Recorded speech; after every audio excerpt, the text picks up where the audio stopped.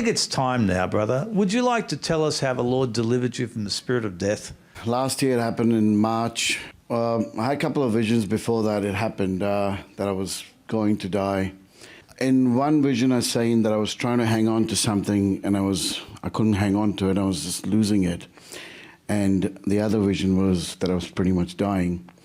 So one night I come back and I'm trying to sleep.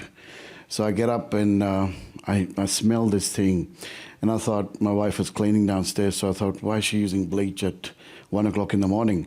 So I ran downstairs and I said to her, Bob, what are you doing cleaning 1 o'clock in the morning? And you're using bleach and the kids are sleeping, so they won't be able to sleep and breathe. So I ran upstairs and opening on the windows thinking it's bleach, the smell. And was she cleaning? She had already finished cleaning. She goes, I'm not using bleach, so I don't know what smell you're talking about. So I go upstairs and I try to sleep, and she comes upstairs and goes, are you okay? I said, I can't sleep. So I sat on the lounge. I said, I'll sit here and try to sleep here. So I couldn't sleep. And 3:30, 4 o'clock in the morning, I just got up and started vomiting blood. Blood everywhere. Called the ambulance. I started praying. How much blood did you vomit up? The doctor said it was 2 litres of blood.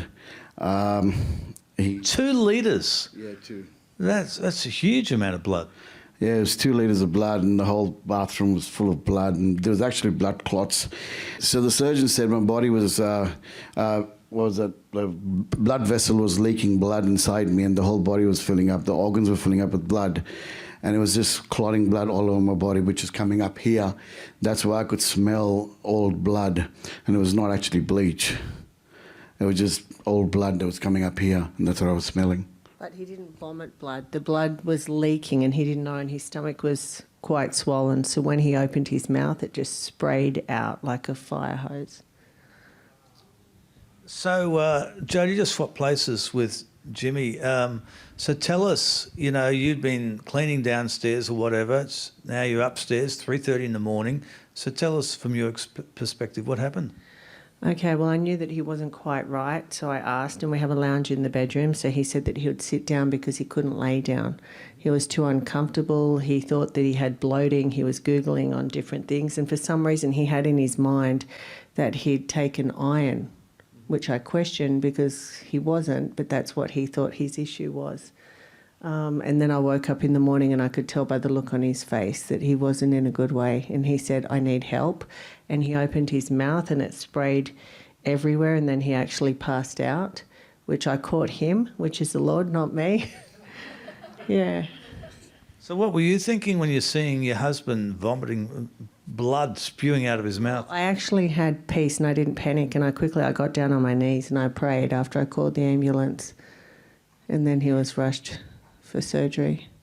So he was unconscious, was he? No, he was conscious, and the ambulance actually gave him water as well, which was another attack he had because nobody picked that up in the hospital, and they said that that would have gone into his lungs and drowned him during surgery.